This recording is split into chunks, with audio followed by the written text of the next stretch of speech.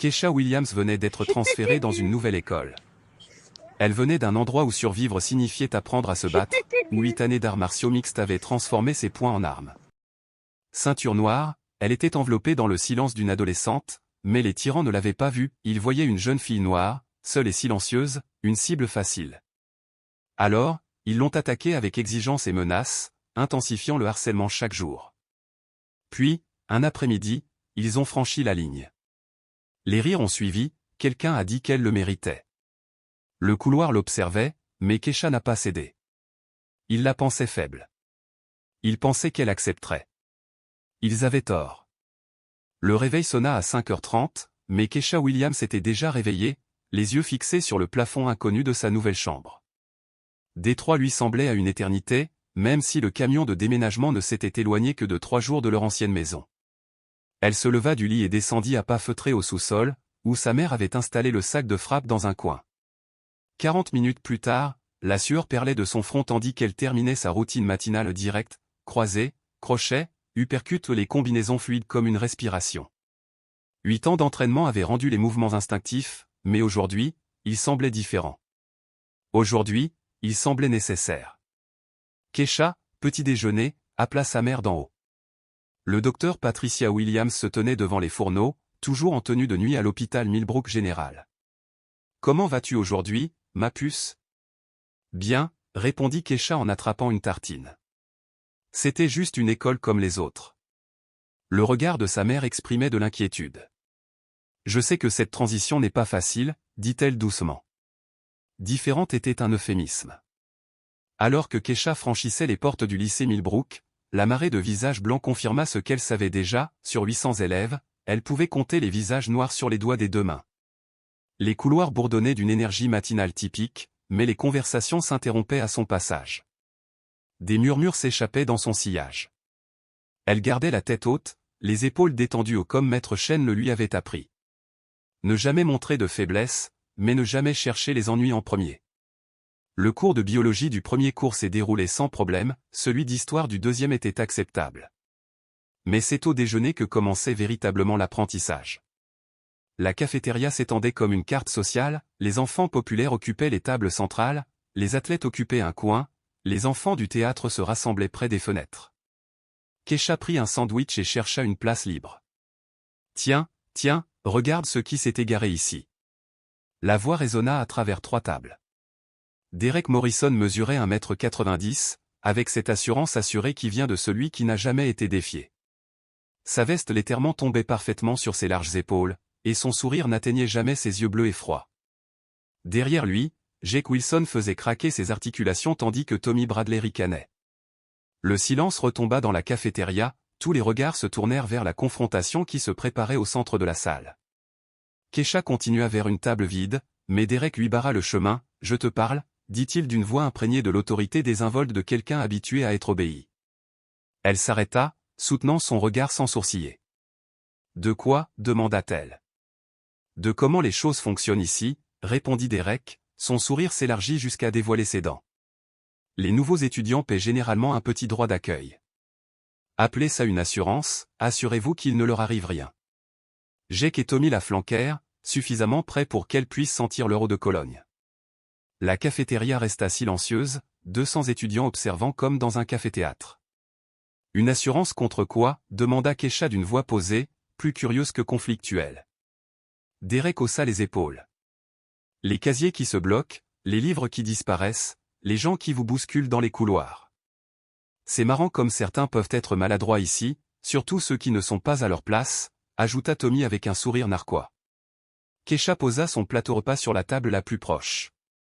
Lorsqu'elle se retourna vers Derek, sa posture était toujours détendue, mais quelque chose avait changé dans son regard. « Je ne paie pas pour la protection. » Les mots restèrent suspendus dans l'air comme un défi. Le sourire de Derek vacilla un instant avant de revenir avec force. « C'est là que tu te trompes, ma fille. Tout le monde paie. La question est, paies-tu facilement ou durement ?» Il s'approcha, sa voix se transformant en un murmure qui traversa la pièce silencieuse. « À moins que tu ne te crois trop bien pour notre petit système, que tu te crois meilleur que nous tous. »« Je ne paie pas du tout, » dit-elle en prenant son plateau et en le contournant pour se diriger vers la table vide. Pendant un instant, Derek resta figé, ne s'attendant visiblement pas à un refus catégorique. La cafétéria attendait. Ce n'est pas fini, lança-t-il, assez fort pour que tout le monde l'entende. Personne ne me manque de respect dans mon école. Personne. Keisha s'assit et déballa son sandwich comme si de rien n'était, mais sa vision périphérique suivait les moindres mouvements de Derek tandis qu'il s'éloignait avec sa bande. À une table de l'autre côté de la salle, Marcus Thompson secoua la tête et murmura à son ami, « Cette fille n'a aucune idée de ce qu'elle vient de faire. » Les conversations reprirent peu à peu, mais l'ambiance avait changé. La nouvelle se répandrait dans l'école avant la fin de la pause déjeuner, la nouvelle venait de déclarer la guerre à Derek Morrison. Keisha prit une bouchée de son sandwich, mâchant lentement. Elle espérait passer au moins une journée sans encombre, mais certaines choses étaient inévitables et céder face au brut n'avait jamais été une option. La vraie question n'était pas de savoir si Derek riposterait, mais quand et jusqu'où il serait prêt à aller. Le harcèlement commença avant la fin du deuxième cours. Keisha se dirigea vers son casier, clé en main, mais la serrure refusait de tourner. Elle réessaya, vérifiant la combinaison mémorisée le matin même. Rien. Un problème? Jake Wilson apparut à côté d'elle, souriant. Les serrures peuvent être délicates quand elles sont abîmées. Elle examina le mécanisme. Quelqu'un avait coincé un chewing-gum dans la serrure. Très mature, dit Jake en reculant pour observer sa réaction. Derek a la mémoire longue. Le cours d'histoire américaine de 3e heure se déroula sans incident, mais en rassemblant ses livres, Keisha remarqua la disparition de son carnet, celui contenant 3 jours de notes. Elle fouilla son sac à 2 reprises avant d'abandonner. Dans le couloir, elle aperçut Tommy Bradley qui montrait le carnet à un groupe d'étudiants de première année, faisant des gestes exagérés en lisant son écriture à voix haute, d'un ton moqueur. « Regardez-moi cette écriture soignée. Elle doit se croire vraiment spéciale. » Keisha s'approcha calmement. « C'est à moi. Prouve-le-moi. » Tommy le brandit au-dessus de sa tête comme une brute de la cour de récréation. « Si tu demandes gentiment, j'envisagerai peut-être de te le rendre. » Elle ne demanda rien et ne le prit pas. Au lieu de cela, elle sortit son téléphone et le prit en photo, le tenant. « Qu'est-ce que tu fais? » L'audace de Tommy vacilla. « Au cas où je devrais porter plainte pour vol. » Son visage devint rouge, mais il jeta le carnet à ses pieds avant de s'éloigner à grands pas. Les pages s'éparpillèrent sur le sol du couloir. Alors que Keisha s'agenouillait pour ramasser ses notes, une paire de baskets usées apparut dans son champ de vision. Elle leva les yeux et vit Marcus Thompson, le même élève qui avait fait son commentaire au déjeuner. « Tu as besoin de conseils, » dit Marcus doucement, jetant un coup d'œil autour de lui pour s'assurer qu'on ne les entendait pas, « Je t'écoute. » Derek Morrison n'est pas un gosse de riche qui joue les durs. Son père possède la moitié des commerces de la ville, dont le concessionnaire automobile où travaille ma mère. Son oncle est chef de la police. Quand Derek veut quelque chose, ça arrive. Keisha se leva, serrant les notes qu'elle avait récupérées. « Tu essaies de me faire peur ?» demanda-t-elle. « J'essaie de te sauver » répondit Marcus, une inquiétude sincère dans la voix. L'année dernière, il y avait un gamin nommé Miguel Santos, un élève transféré, comme toi. Derek a trouvé que Miguel était trop proche d'une fille. Miguel s'est retrouvé avec le nez cassé et 3 côtes fêlées après une chute dans les escaliers, selon le rapport officiel. Il marqua une pause, puis se pencha. Et devine quoi? Miguel a changé d'école 2 semaines plus tard. J'y crois, dit doucement Keisha. Marcus hocha la tête. Je comprends, se lever, c'est agréable. Derek ne se bat pas à la loyale, et il ne se bat pas seul. Quoi que tu envisages de faire, ne le fais pas. Avant que Keisha puisse répondre, Marcus se fondit dans la foule des élèves qui changeaient de classe. L'après-midi fut marqué par un harcèlement croissant. Quelqu'un renversa, accidentellement, du lait au chocolat sur son sac à dos pendant le déjeuner. Au laboratoire de chimie, ses lunettes de protection disparurent, l'obligeant à emprunter une paire rayée qui l'empêchait de lire clairement les mesures. En 6e heure, un schéma se dessina, l'équipe de Derek se relayait pour lui rendre la vie impossible, toujours avec des démentis plausibles ou toujours avec des témoins qui constataient des accidents, pas du harcèlement. La 7e période a poussé les choses trop loin. Keisha était assise en cours d'anglais, essayant de se concentrer sur la discussion et ne tirait pas sur l'oiseau moqueur, quand Derek leva la main. « Madame Patterson, je pense que notre nouvelle élève devrait nous parler de ce livre. Je parie qu'elle a une bonne compréhension des thèmes abordés. » Madame Patterson lui adressa un sourire encourageant. Keisha, aimerais-tu partager ton avis sur la représentation de l'injustice raciale par Harper Lee? Le contexte était évident, mais Keisha répondit avec réflexion, évoquant l'exploration des préjugés et du courage moral dans le livre. Elle parla pendant 2 minutes, articulant ses arguments avec clarté et intelligence. Lorsqu'elle eut terminé, Derek se mit à applaudir lentement et d'un ton moqueur. « Waouh, c'était vraiment bien dit. Tu t'exprimes vraiment bien pour. » Il marqua une pause, laissant planer le sous-entendu. C'est agréable d'entendre quelqu'un s'exprimer aussi clairement. Le silence se fit dans la classe. Le visage de Madame Patterson rougit, mais elle semblait figée, ne sachant comment aborder le sous-entendu raciste évident sans aggraver la situation. « Merci, dit Keisha d'un ton neutre. J'apprécie que tu aies remarqué ma capacité à communiquer efficacement. » Le sourire de Derek faiblit légèrement face à sa réponse calme, mais il continua. « C'est tout simplement rafraîchissant, vous savez? Parfois, les personnes issues de certains milieux ont du mal à suivre les discussions académiques. » Le silence s'est fait plus pesant alors que quelques étudiants se déplaçaient mal à l'aise sur leur siège. « Je suis sûr que tu découvriras que les gens de tous horizons peuvent te surprendre, répondit Keisha, d'une voix ferme comme l'acier. Quand la cloche sonna, elle ramassa ses livres sans se presser et sortit la tête haute. Mais intérieurement, une révélation se fit jour, les jeux étaient terminés. Derek venait de franchir une ligne infranchissable. Dans le couloir, elle entendait Derek rire avec ses amis, se félicitant probablement de sa performance, intelligente. Il n'avait aucune idée de ce qu'il venait de faire. Le vendredi matin, Keisha découvrit son casier décoré. Quelqu'un avait collé une banane sur la porte métallique avec un mot écrit « Bienvenue dans la jungle », de l'écriture caractéristique de Derek. Elle le retira sans un mot, consciente que les élèves se rassemblaient pour observer sa réaction. Certains hurlèrent honteux, d'autres ricanèrent. Keisha froissa le mot et le jeta à la poubelle, mais elle garda le ruban adhésif comme preuve. « Oh, tu n'as pas aimé ton cadeau ?» Derek apparut avec son entourage habituel, parlant assez fort pour que la foule grandissante l'entende. « J'ai pensé que tu avais peut-être le mal du pays, la nostalgie de la faune urbaine. » Créative, dit Keisha en fermant son casier avec un calme délibéré. « Mais tu devrais peut-être travailler ton écriture, ça facilite l'identification de la source. » La mâchoire de Derek se crispa. Il n'avait pas l'habitude que ses cibles lui répondent, surtout devant un public. « Peut-être as-tu besoin d'une leçon de respect, dit-il. Peut-être as-tu besoin d'une leçon de décence humaine élémentaire. » Le couloir bourdonnait de réactions chuchotées. Les étudiants sortaient leur téléphone, sentant que quelque chose de plus grave se tramait. Tout au long de la matinée, le harcèlement s'est intensifié. En cours d'éducation physique, quelqu'un avait mis du poil à gratter dans sa tenue de sport. Pendant le déjeuner, Jake Wilson l'a délibérément bousculé, en voyant son plateau s'écraser par terre. « Oups », dit Jake sans prendre la peine de cacher son sourire. « J'espère que tu n'es pas trop maladroit pour nettoyer ça. » Keisha s'agenouilla pour ramasser la nourriture éparpillée tandis que les élèves l'entouraient. Quelques-uns proposèrent leur aide, mais elle les repoussa d'un geste de la main. Elle pouvait gérer les jeux de Derek, ce qu'elle ne pouvait pas faire, c'était le public grandissant qui semblait apprécier le spectacle. Le point de rupture est survenu pendant la 8e heure d'études. Keisha était assise seule à une table dans un coin, travaillant sur ses devoirs de calcul, lorsque Derek et son équipe sont arrivés.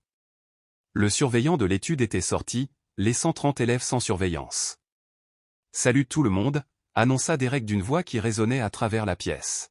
« J'ai quelque chose de spécial à partager. » Il sortit son téléphone et soudain, la voix de Keisha emplit la pièce via une petite enceinte Bluetooth. C'était sa discussion en cours d'anglais de la veille, mais modifiée et manipulée.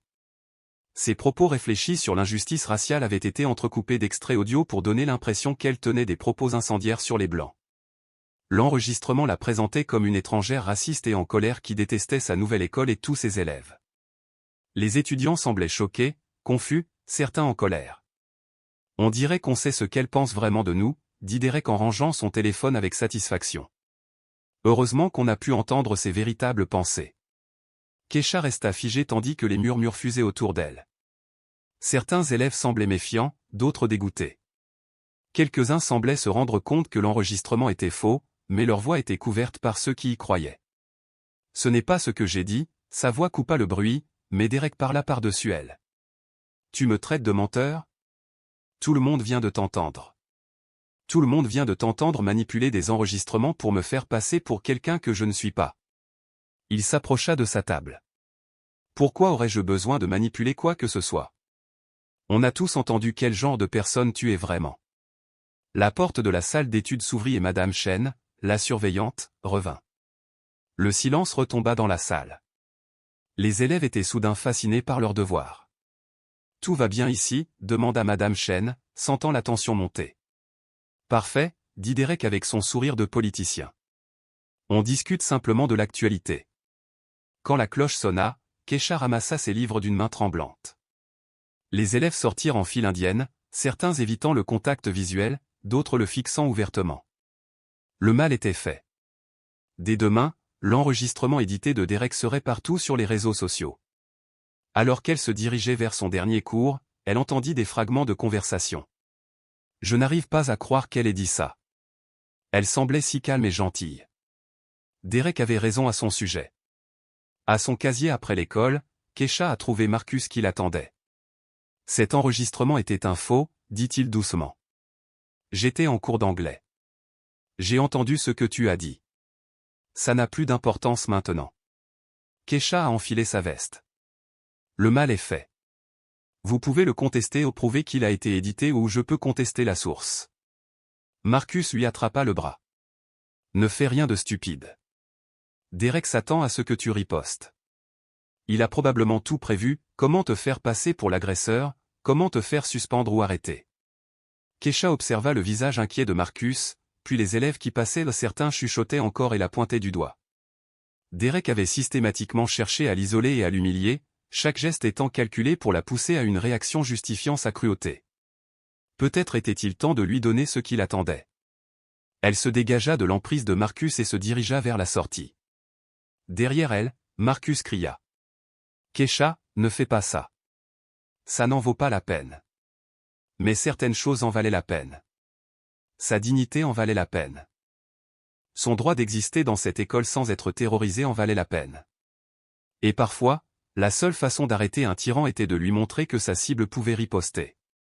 Dehors, Derek et sa bande s'amusaient sur le parking, célébrant sans doute leur diffamation réussie. Ils semblaient si fiers d'eux-mêmes, si confiants en leur pouvoir. Kesha a laissé tomber son sac à dos à l'entrée de l'école et s'est dirigée vers eux avec détermination. Il était temps d'avoir cette conversation dont Derek avait parlé, mais cette fois, elle se déroulerait à ses conditions. Derek riait encore de l'enregistrement lorsqu'il aperçut Kesha traverser le parking d'un pas décidé. Son rire s'éteignit en voyant comment elle avait laissé tomber son sac à dos comme un poids mort. « Tiens, regarde qui a finalement décidé de venir parler » ricana Derek en se redressant.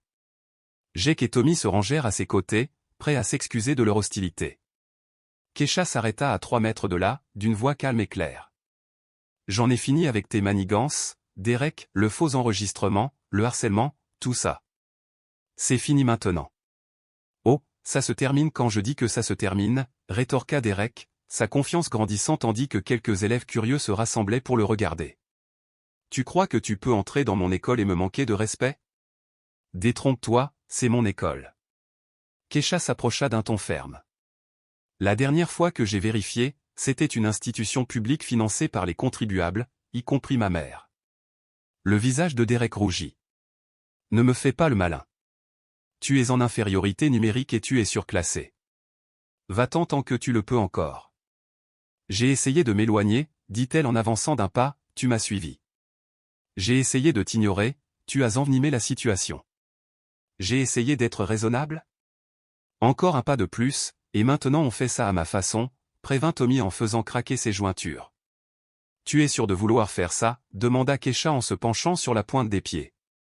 3 contre 1, ça ne te va pas, ni s'en prendre à quelqu'un que tu croyais incapable de riposter. Derek rit sèchement. Tu es hilarant. Qu'est-ce que tu vas faire?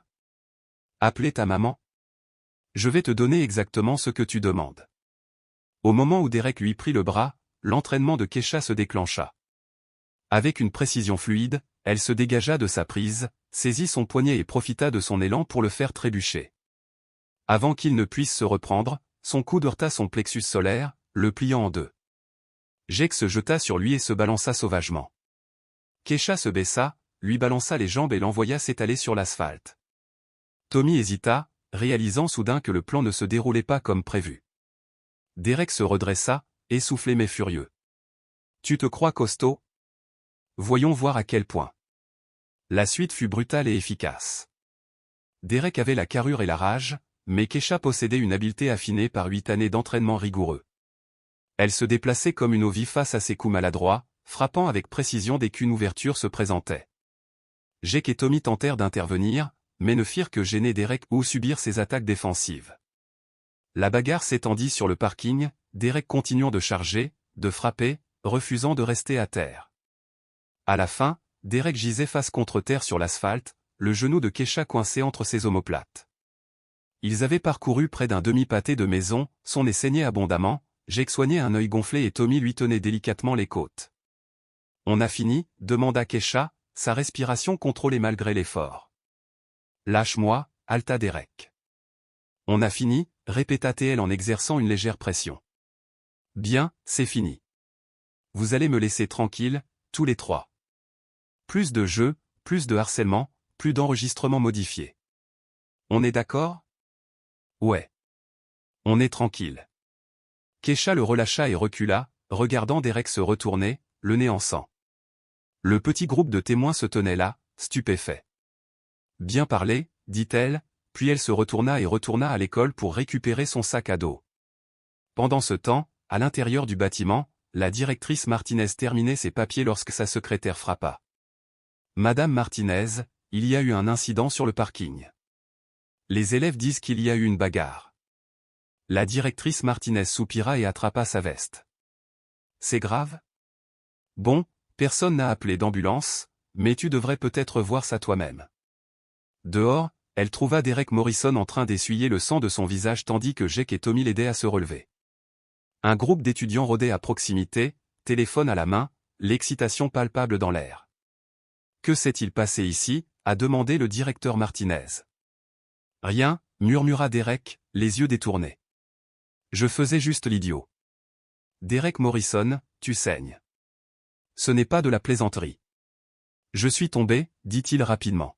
« Je n'ai pas fait attention, j'ai trébuché sur mes propres pieds. » La directrice Martinez semblait sceptique, mais avant qu'elle ne puisse insister davantage, Derek et ses amis s'éloignèrent en boitant, Derek s'appuyant lourdement sur Jake pour obtenir du soutien.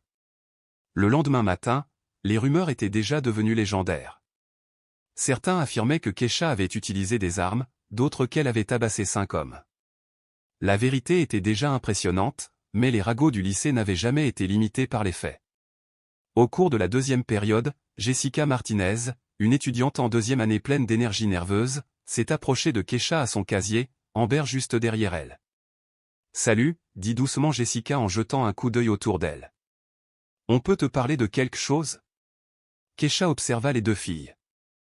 Jessica semblait effrayée mais déterminée, Amber semblait prête à s'enfuir à tout moment. « Que se passe-t-il » demanda Kesha.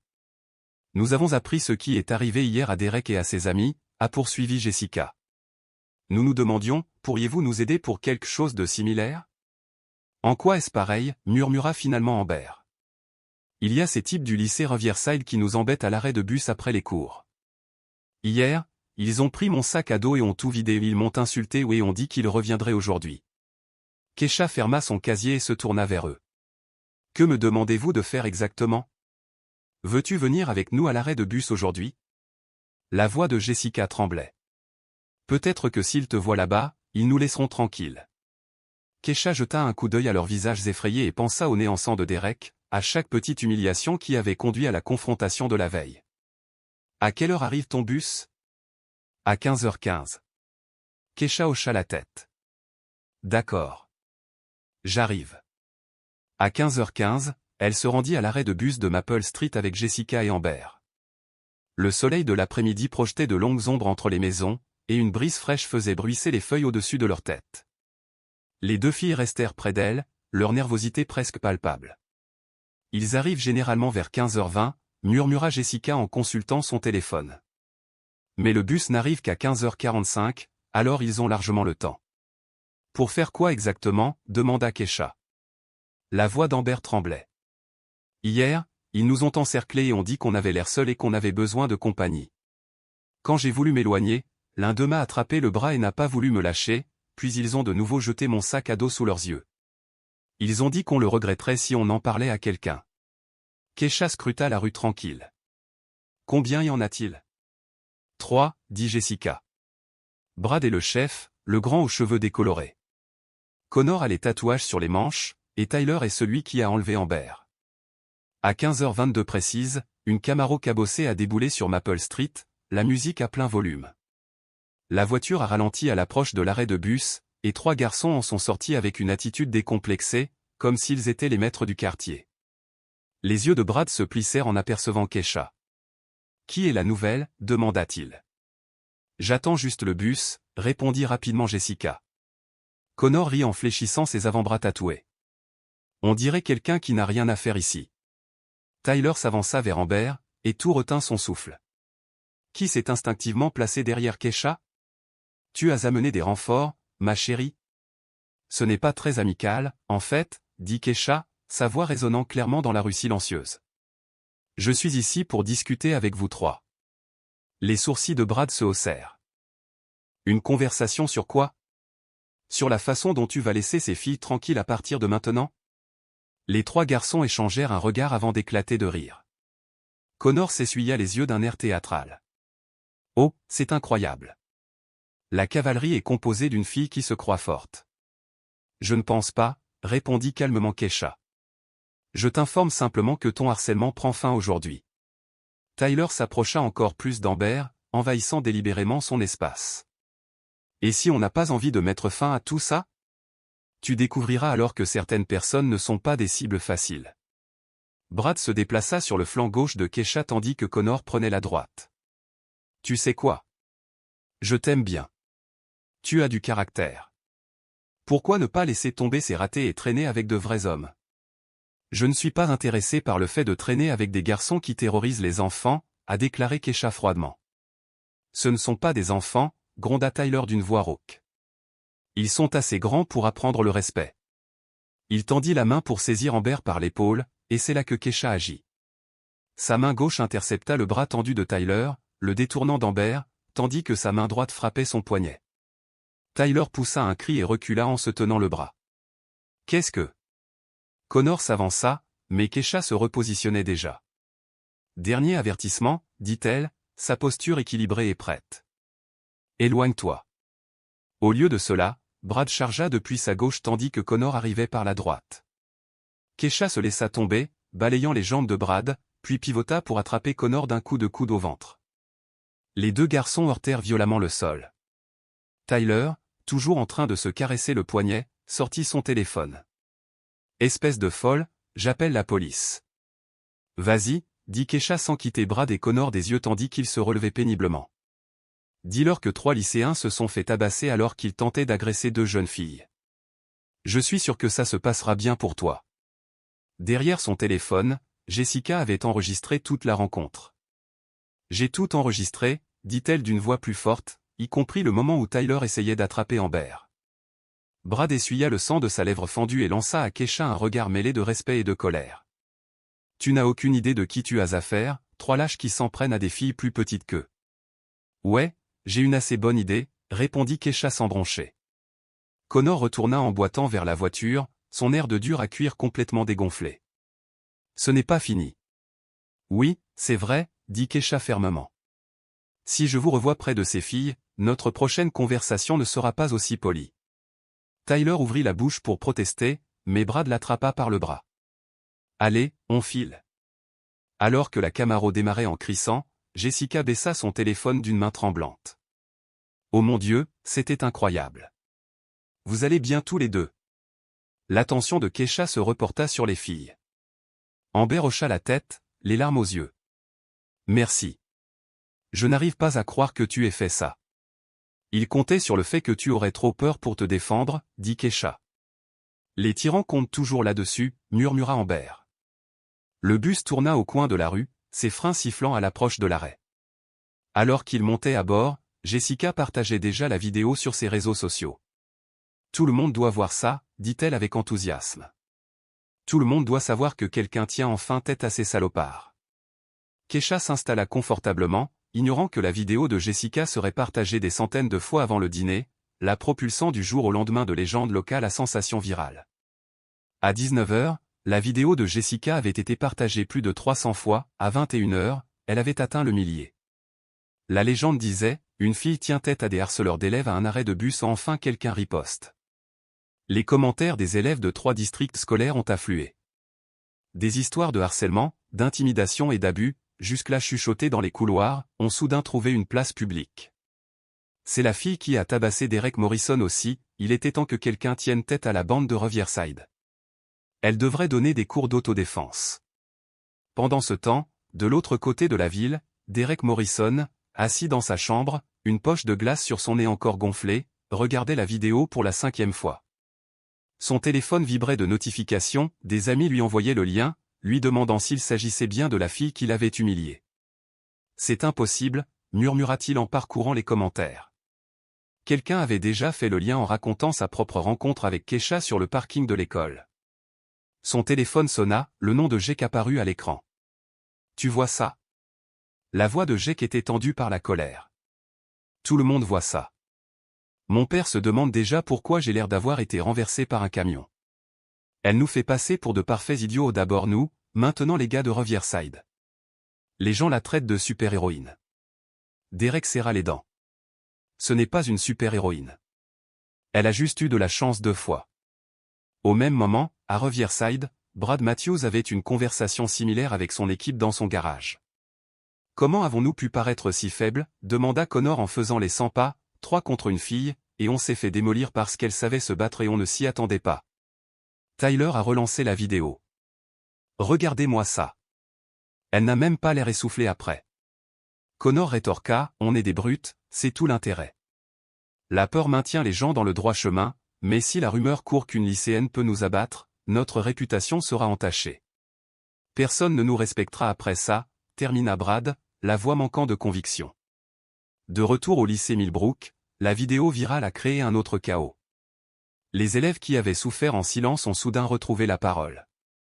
Lundi matin, la directrice Martinez est arrivée sur sa messagerie vocale remplie de messages de parents, certains réclamaient l'expulsion de Kesha pour violence, d'autres la félicitaient pour avoir protégé leurs enfants, la plupart voulaient savoir pourquoi l'école n'avait pas encore réagi au harcèlement dénoncé par leurs enfants. Sa secrétaire, Madame Chen, lui a remis une pile de rapports d'incidents déposés pendant le week-end. 12 élèves ont porté plainte pour harcèlement, tous mentionnant avoir vu la vidéo et avoir décidé de ne plus pouvoir se taire. La directrice Martinez a feuilleté les rapports, son expression devenant de plus en plus troublée à chaque page. « Comment n'avons-nous pas été au courant ?» se demanda-t-elle à voix haute. Certains incidents s'étaient produits hors campus, d'autres. Eh bien, les étudiants ont dit les avoir signalés, mais rien n'a été fait. Durant la première période, Kesha s'est retrouvée entourée d'étudiants qui voulaient la remercier, lui poser des questions ou simplement être près de quelqu'un qui avait résisté au système qui les avait laissés tomber. « Tu es comme un véritable héros d'action », a déclaré un étudiant de 2e année nommé Danny, dont le propre rapport détaille des mois de harcèlement de la part d'étudiants plus âgés. « Je ne suis pas une héroïne », répondit Kesha.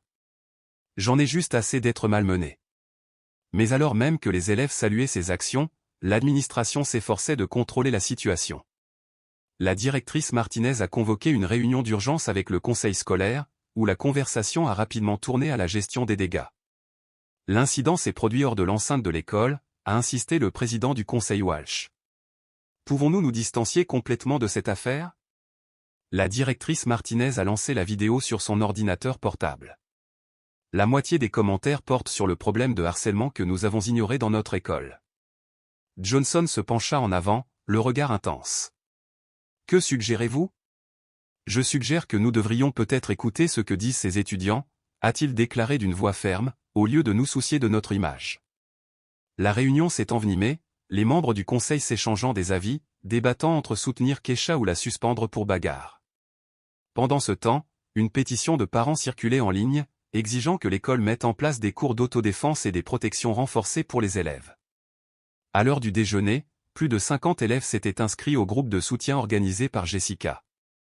Leur mission était simple, créer un espace sûr pour les élèves victimes de harcèlement et plaider pour des changements politiques significatifs. Tandis que Kesha parcourait les couloirs, elle sentit un changement d'atmosphère. Les élèves qui détournaient autrefois le regard la regardaient maintenant avec respect et hochaient la tête. Les professeurs, qui auparavant ignoraient les affronts subtils, se tenaient désormais sur le qui-vive, scrutant les couloirs à la recherche de problèmes. Pourtant, Derek et ses amis rôdaient près des casiers, leurs regards empreints d'une haine non dissimulée. Elle avait gagné 2 batailles, mais elle savait que la guerre était loin d'être terminée. La vidéo virale lui avait donné une tribune et des fans, mais elle avait aussi fait d'elle une cible plus grande que jamais. Mardi matin, avant le premier cours, Kesha a été convoquée dans le bureau de la proviseure Martinez. La proviseure était assise derrière son bureau, l'épuisement se lisant sur son visage pâle. « Veuillez vous asseoir », dit Martinez en désignant la chaise. « Nous devons discuter de ce qui s'est passé à l'arrêt de bus. Des élèves étaient harcelés, j'ai cru comprendre que vous aviez utilisé la force physique hors de l'enceinte de l'école. » La voix de Kesha resta calme. « J'ai défendu 2 élèves qui avaient été agressés. » Le directeur Martinez a ouvert un épais dossier. « Depuis hier, j'ai reçu 17 appels de parents, certains réclament votre renvoi, d'autres affirment que vous méritez une médaille. Le conseil d'administration se réunit ce soir pour décider de la suite à donner. »« Gérer quelle situation ?» demanda Kesha. « J'ai défendu 2 élèves. Tu as tabassé 3 garçons et tu as publié l'information en ligne. »« Je n'ai rien posté », répondit Kesha d'un ton neutre. Ces garçons terrorisaient leurs camarades. La directrice Martinez se massa les tempes. « Kesha, je comprends ta frustration, mais la justice d'autodéfense n'est pas la solution. Nous avons des procédures et des protocoles. » « Vos procédures n'ont pas empêché Derek Morrison de me harceler pendant une semaine, » interrompit Kesha. « Vos protocoles n'ont pas protégé Jessica et Amber des agressions et des menaces. C'est votre faute. » La voix du directeur Martinez vacilla. « J'essaie de vous aider. Le conseil souhaite que cela se règle discrètement. Si vous acceptez de cesser les interventions physiques, nous pourrons probablement éviter une suspension. Sinon, nous envisagerons des sanctions plus graves. » Kesha se leva et ramassa son sac. « C'est tout ? S'il te plaît, réfléchis dit doucement Martinez. Ce chemin que tu empruntes n'est pas tenable. » En entrant dans le couloir, Kesha aperçut Danny et 3 autres élèves qui attendaient anxieusement. « On a entendu dire que tu as été appelé, » dit Danny. « Tu as des ennuis ? » « Peut-être, » admit Kesha en se dirigeant vers son casier. « Pourquoi ?» Danny se dépêcha de la rattraper. « Parce qu'on voulait te demander quelque chose. » Kesha marqua une pause. « Qu'est-ce qu'il y a ? » On était plusieurs à discuter, dit doucement Danny, et on se demandait, est-ce que tu pourrais nous apprendre ce que tu sais ? Kesha fronça les sourcils. T'apprendre quoi ? Comment riposter ? Comment se défendre ? Dit Danny d'une voix de plus en plus forte. Je suis victime de harcèlement depuis la 5e. Hier, pour la première fois, personne ne m'a importuné, ils avaient peur que tu les regardes. Kesha ressentit une pointe de fierté. Ça ne durera pas éternellement. Exactement, acquiesça Danny. C'est pour ça qu'on doit apprendre à se protéger. Une fille nommée Sarah s'avança. Mon frère aîné va à Riverside. Il dit que les garçons que tu as combattus préparent quelque chose, ils sont gênés et en colère. Quel genre de chose ? Demanda Kesha. Il ne l'a pas dit, a admis Sarah, mais il m'a averti de faire attention en rentrant chez moi. Pendant ce temps, dans le bureau du gymnase, l'entraîneur Rodriguez était confronté à son propre dilemme avec le directeur Martinez. « Tu veux que je lui interdise d'aller à la salle de sport ?» demanda l'entraîneur, les bras croisés. « Pour avoir lancé un programme d'arts martiaux non autorisé ?» a rétorqué Martinez. « Les parents appellent ça un fight club. »« Vous avez vu ce qu'elle fait ?» demanda l'entraîneur Rodriguez. « Elle apprend aux enfants à se défendre, les mouvements de base, à développer leur confiance en eux. C'est exactement ce dont la moitié de ses élèves ont besoin. » Le directeur Martinez soupira. La responsabilité à elle seule. C'est moins que ce à quoi nous serons confrontés lorsque le prochain incident de harcèlement deviendra violent, a rétorqué Rodriguez. J'enseigne ici depuis 12 ans. Je n'ai jamais vu d'élèves aussi impliqués dans leurs activités physiques que cette semaine. Le conseil devrait peut-être passer du temps dans les couloirs pour observer les interactions de ces jeunes. Cet après-midi-là, Kesha arriva au gymnase et trouva 30 élèves qui attendaient avec impatience. La nouvelle s'était répandue malgré les avertissements administratifs. Des adolescents qui ne se parlaient jamais étaient unis par une peur commune et une soif de changement. J'ai parlé au directeur Martinez, annonça Keisha. Le conseil scolaire ne veut pas qu'on se réunisse ici. Une vague de déception parcourut le groupe. Cependant, a poursuivi Keisha en levant la main, c'est techniquement après les heures de cours, et l'entraîneur Rodriguez nous a donné la permission d'utiliser l'espace. L'entraîneur Rodriguez s'est avancé. Pour moi, c'est un club de fitness axé sur l'autodéfense et le développement de la confiance en soi, dans le respect total des consignes de l'école. Des acclamations ont éclaté, mais Keisha a levé la main pour réclamer le silence. Avant de commencer, rappelez-vous, il ne s'agit pas de se battre. Il s'agit d'avoir les compétences et la confiance nécessaires pour se protéger et protéger les autres. Nous ne cherchons pas les ennuis, mais nous ne les fuirons pas non plus. Alors qu'elle démontrait des positions défensives de base, Keisha remarqua Derek et Jake pressés contre les portes vitrées du gymnase, leur visage un mélange de colère et de quelque chose qui ressemblait à de la peur. Derek se pencha vers Jake.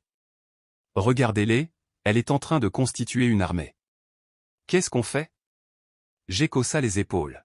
« Assurez-vous que tout le monde comprenne que nos actes ont des conséquences. » À l'intérieur du gymnase, les étudiants s'entraînaient à échapper aux saisies de poignets et aux techniques de désescalade verbale, ignorant que leur nouveau courage était perçu comme une menace par ceux qui profitaient de leur peur.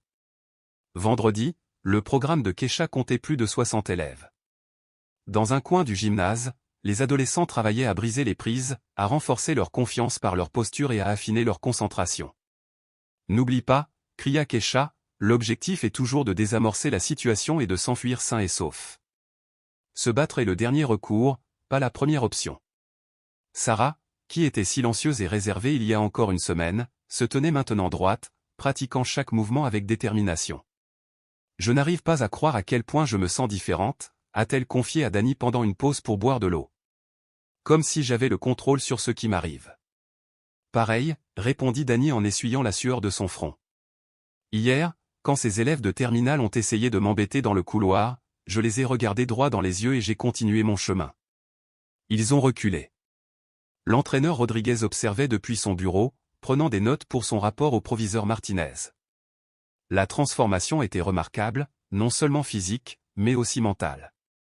Mais dans leur comportement général, ils marchaient plus droit, parlaient avec plus d'assurance et se soutenaient mutuellement d'une manière qu'ils n'avaient jamais vue auparavant.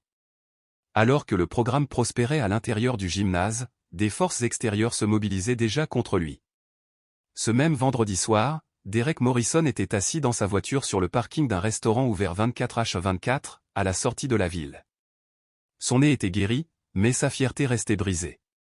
La vidéo de son humiliation avait été vue plus de 10 000 fois, et les commentaires lui retournaient l'estomac. À 8h30, une Camaro cabossée s'est garée à côté de lui.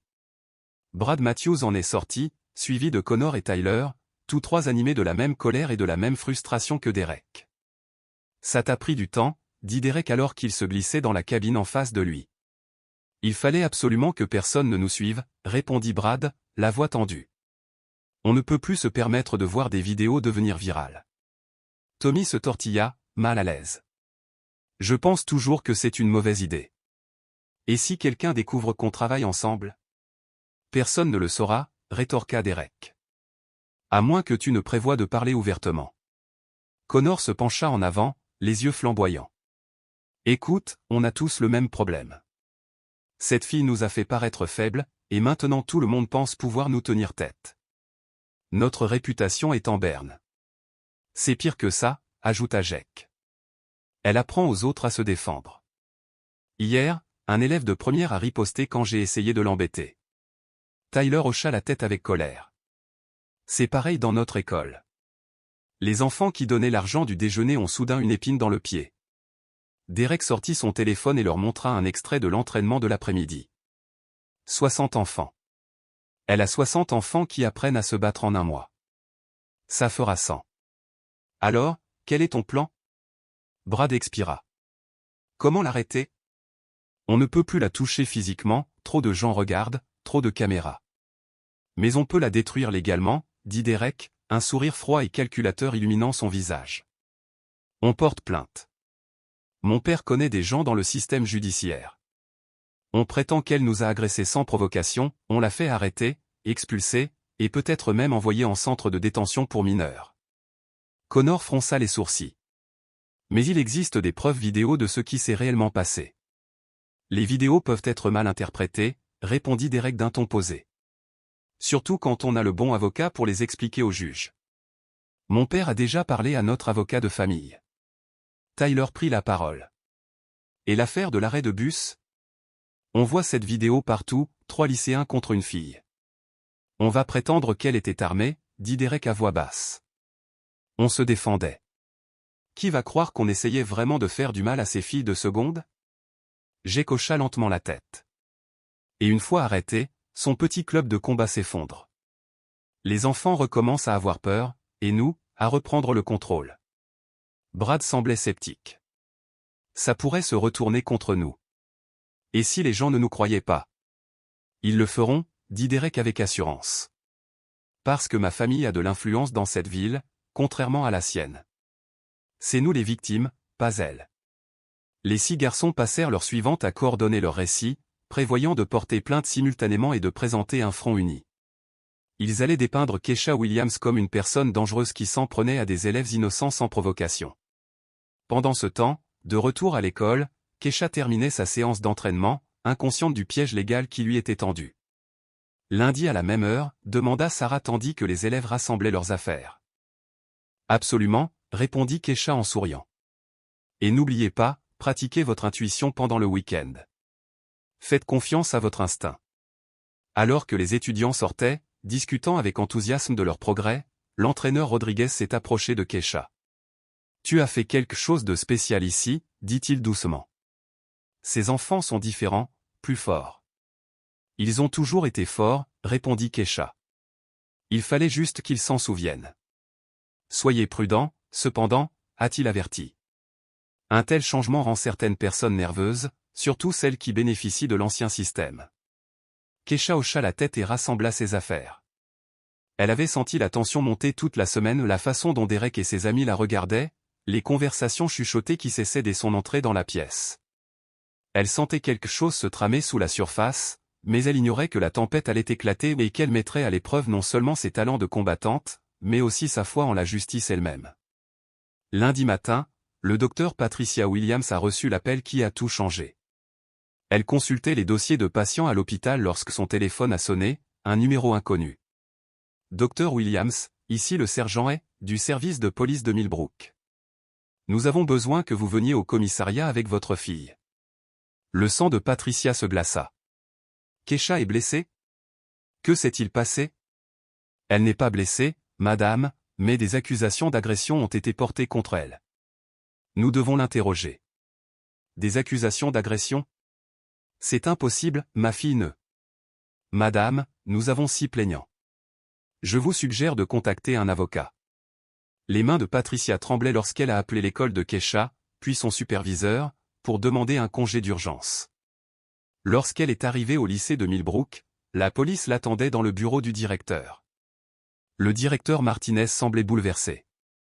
6 garçons de 2 écoles différentes ont déposé plainte, affirmant que Keisha les avait agressés sans provocation. C'est ridicule, dit Patricia fermement. Ma fille se défendait et protégeait les autres élèves. Les plaignantes racontent une version différente, a déclaré le sergent et en vérifiant ses notes. Elles affirment qu'elle a systématiquement pris pour cible et agressé des étudiants, et elles demandent des ordonnances restrictives. Lorsque Keisha fut appelée au bureau, son calme vacilla pour la première fois depuis son transfert à Millbrook.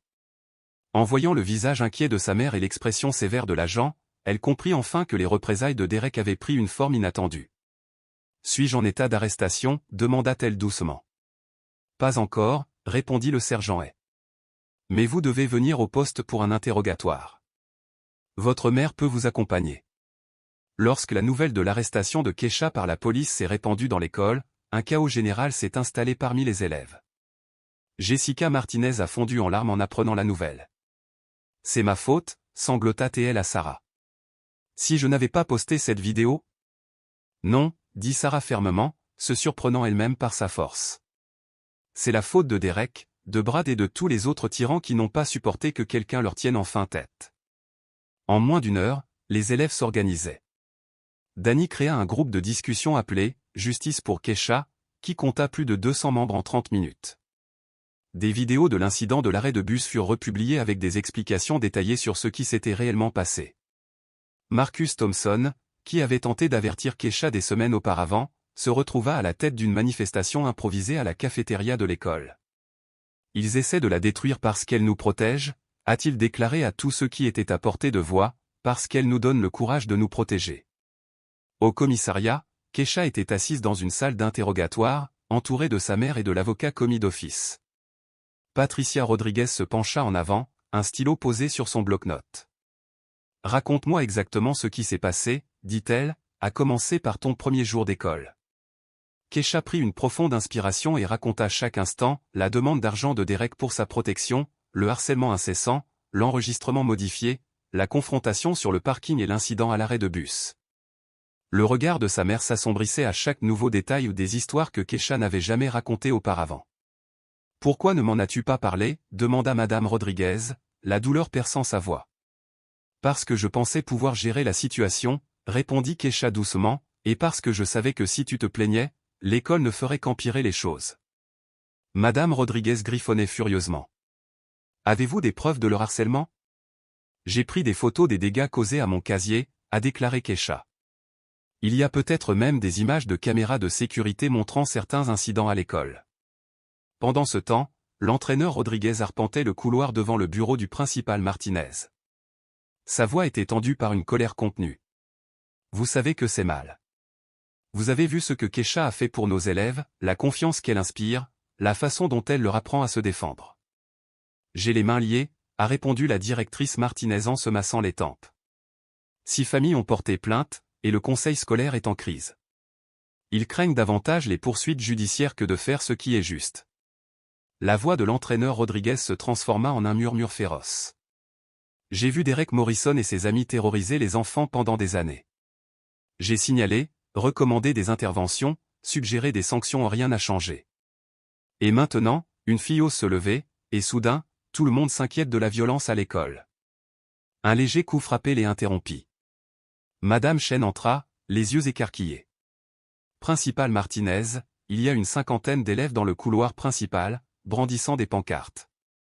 Ils exigent l'abandon des poursuites contre Keisha. » Des signes. Martinez fronça les sourcils. Quel genre de signes?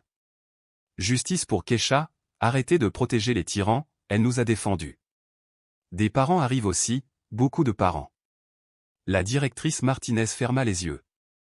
Appelle le président du conseil scolaire. Dis-lui qu'on a un problème.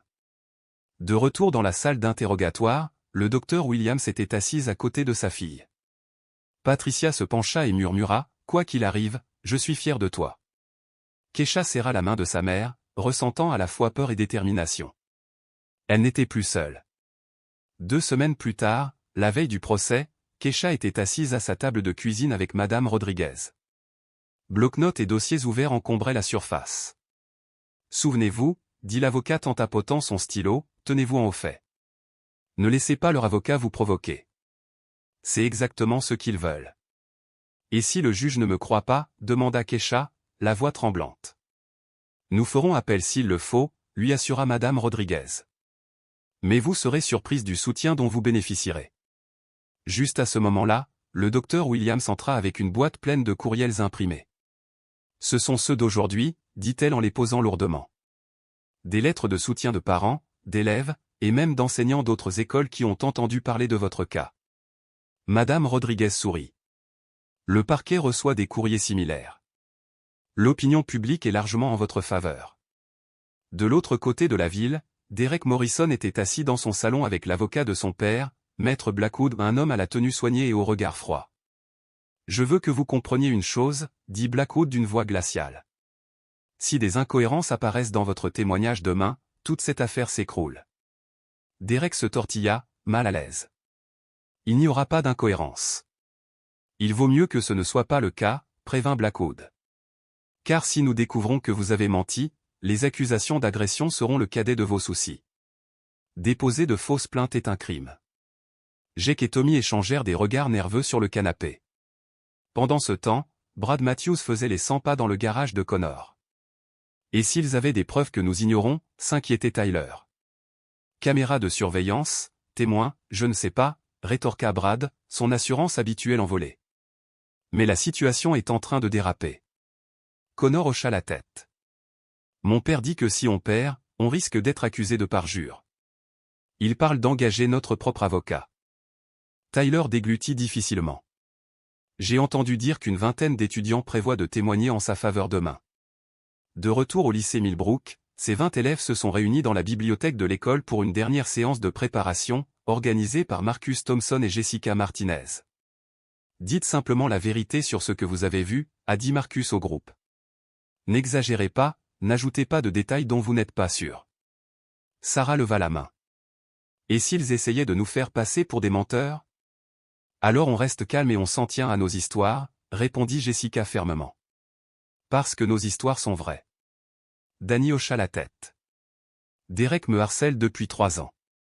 Demain, je pourrai enfin dire à une personne en position d'autorité ce que c'était. L'entraîneur Rodriguez, debout au fond de la salle, s'avança. Je veux que vous sachiez tous combien je suis fier de votre courage. Se présenter devant le tribunal exige le même courage que Keisha sur ce parking. Est-ce que vous témoignerez aussi, coach, demanda Sarah. Je le ferai, dit-il, et la directrice Martinez aussi, même si elle ne le sait pas encore. Les élèves parurent surpris, et Marcus ajouta, elle va témoigner au sujet des signalements de harcèlement qu'elle a déposés et qui ont été ignorés.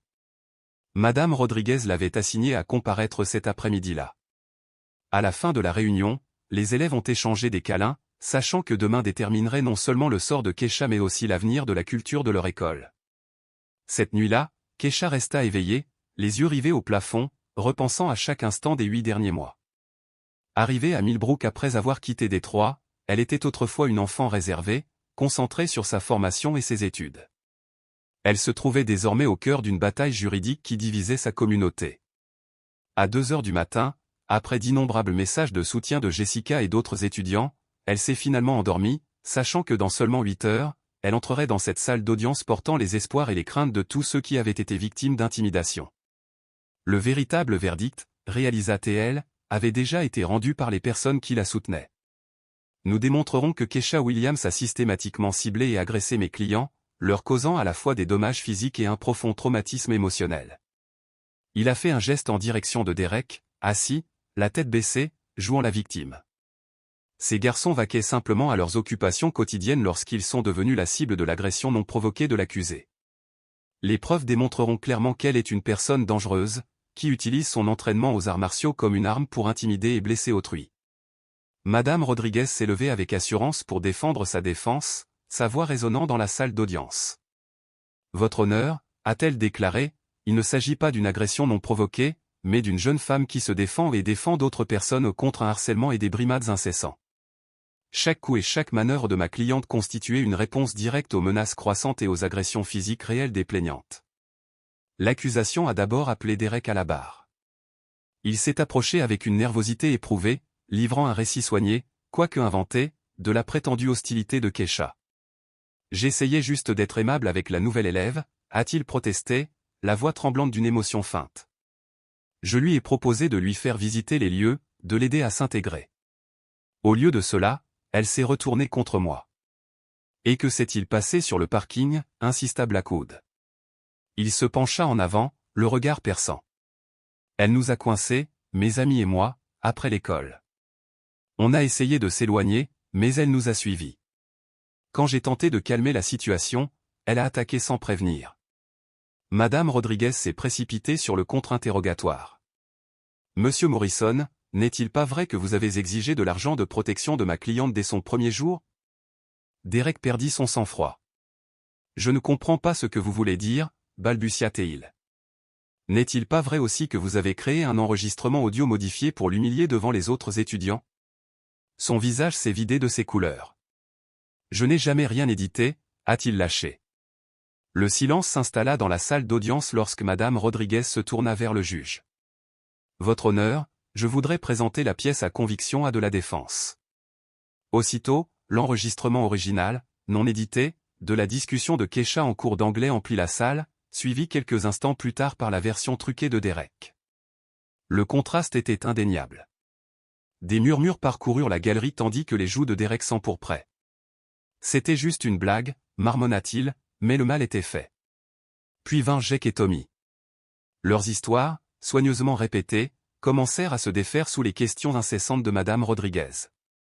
Tommy contredisait la chronologie de Jake, et Jake ne parvenait pas à expliquer pourquoi les images de vidéosurveillance les montraient en train de harceler d'autres élèves les jours même où ils prétendaient être victimes. Lorsque Brad Matthews a témoigné pour les garçons de Riverside, son témoignage s'est effondré de façon encore plus spectaculaire. Vous dites donc à ce tribunal que 3 lycéens ont été intimidés par une fille à un arrêt de bus, a demandé Madame Rodriguez, incrédule. Elle était agressive, marmonna Brad. Agressif, répéta doucement Madame Rodriguez. Ou défendre 2 élèves plus jeunes contre un harcèlement incessant? Elle a ensuite diffusé la vidéo non éditée de Jessica, où l'on voyait Brad et ses amis menacer les filles, avant que Keisha n'intervienne. De nouveau, des murmures ont éclaté dans la salle. Marcus Thompson était le témoin suivant de la défense. Son témoignage sur la campagne d'intimidation de Derek, qui avait duré 3 ans, a dévasté l'accusation. 1. Les élèves ont relaté des incidents de harcèlement systématique. Le récit émouvant de Jessica concernant la menace à l'arrêt de bus a fait pleurer plusieurs jurés. Tyler a attrapé le bras de mon amie alors qu'elle tentait de s'éloigner. Nous étions terrifiés et en infériorité numérique. Keisha nous a sauvés. Le témoignage de Sarah était tout aussi poignant. Derek et ses amis ont transformé l'école en cauchemar pour tous ceux qu'ils ciblaient. Keisha nous a donné l'espoir que quelqu'un finirait par leur tenir tête. Finalement, le directeur Martinez a pris la parole, son aveu réticent que l'école avait ignoré les rapports de harcèlement ajoutant du poids institutionnel à la thèse de la défense. Puis Keisha elle-même s'est levée. Son témoignage calme et mesuré contrastait fortement avec les esquives nerveuses des plaignantes. Je n'ai jamais voulu me battre avec qui que ce soit, a-t-elle dit doucement. Je voulais juste aller à l'école en toute sécurité. Quand ce n'était pas possible, je me défendais et je défendais ceux qui ne pouvaient pas se défendre. Lors de sa plaidoirie, Madame Rodriguez a directement fait appel au sens de la justice du juge. Votre honneur, les preuves sont accablantes, ma cliente a agi en état de légitime défense face à un harcèlement et à des agressions systématiques. La punir pour s'être protégée et avoir protégé ses camarades de classe enverrait un message dangereux. Les harceleurs peuvent agir en toute impunité, tandis que leurs victimes sont poursuivies pénalement pour avoir résisté. La juge Thompson se retira pour délibérer. 30 minutes tendues s'écoulèrent avant son retour, la salle d'audience retenant son souffle. Elle fixa Keisha du regard. Après avoir examiné l'ensemble des preuves et des témoignages, le tribunal déclare l'accusé non coupable de tous les chefs d'accusation, a-t-elle déclaré. Et je recommande également au procureur de district d'enquêter sur d'éventuelles accusations de parjure contre les plaignantes. Une vague de soulagement envahit la salle. Des acclamations fusèrent lorsque Keisha serra sa mère et son avocate dans ses bras, enfin libérée du nuage juridique qui pesait sur elle. Le coup final du marteau a résonné dans le palais de justice et, à la table des plaignants, Derek Morrison était assis, figé, ses mensonges soigneusement élaborés étant exposés à la vue de tous. Son visage pâlit sous le poids des accusations de parjure. Derrière lui, l'expression de son père passa de l'autorité assurée à une fureur à peine contenue. Vous m'aviez dit que c'était sûr, siffla M. Morrison à Blackwood sous la pression des journalistes. Vous disiez que la fille n'avait aucune chance. Blackwood préparait déjà sa mallette, impatient de prendre ses distances. Votre fils a menti sur les preuves, une fois ces enregistrements révélés, je n'ai rien pu faire.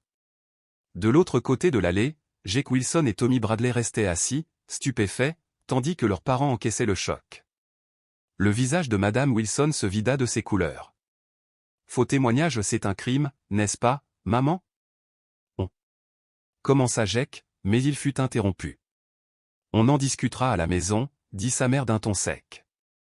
Et tu appelleras chaque famille touchée par ce désastre pour t'excuser personnellement. Pendant ce temps, les garçons de Riverside étaient confrontés à leurs propres problèmes. Brad Matthews vit son image de dur à cuire soigneusement construite s'effondrer tandis que son père se levait pour partir sans un mot.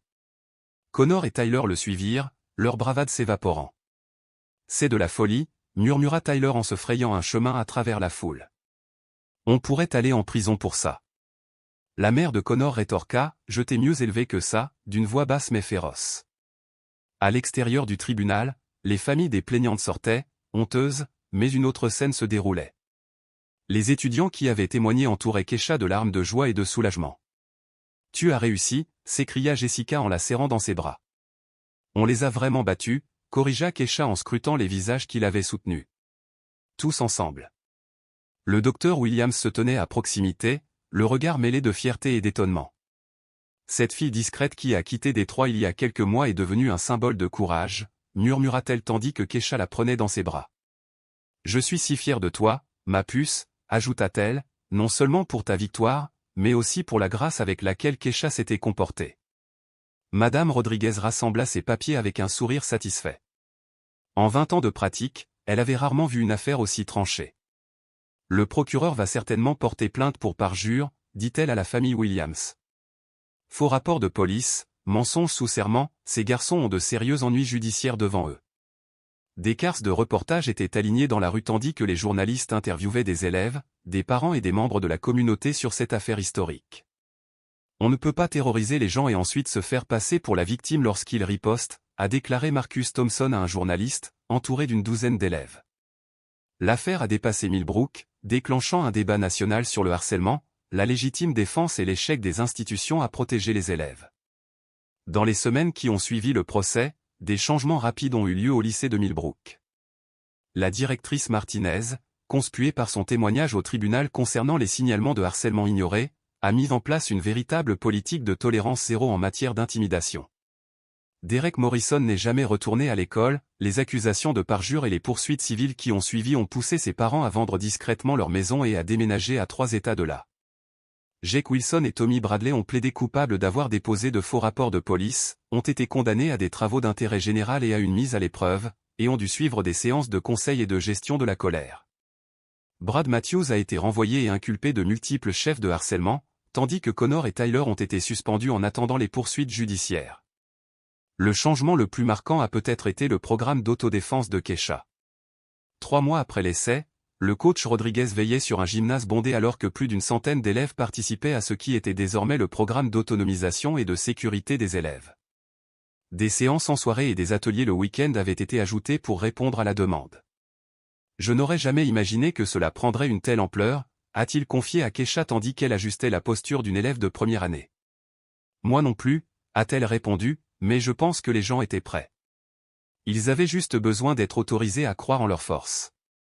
Le programme a évolué au-delà de la défense physique pour inclure la résolution de conflits, la formation à l'intervention des témoins et la médiation par les pairs. Sarah, l'une des premières élèves de Keisha, était désormais instructrice. Le plus intéressant, ce n'est pas d'apprendre à se battre, a-t-elle déclaré à un groupe d'élèves de 5e nerveux, c'est d'apprendre qu'on n'a plus besoin d'avoir peur. La transformation était visible dans toute l'école. Les interactions dans les couloirs ont radicalement changé, les élèves marchaient avec assurance, s'exprimaient plus facilement et se soutenaient mutuellement. Danny, autrefois la cible fréquente de Derek, dirigeait désormais un groupe de soutien pour les personnes souffrant d'anxiété et de dépression liées au harcèlement.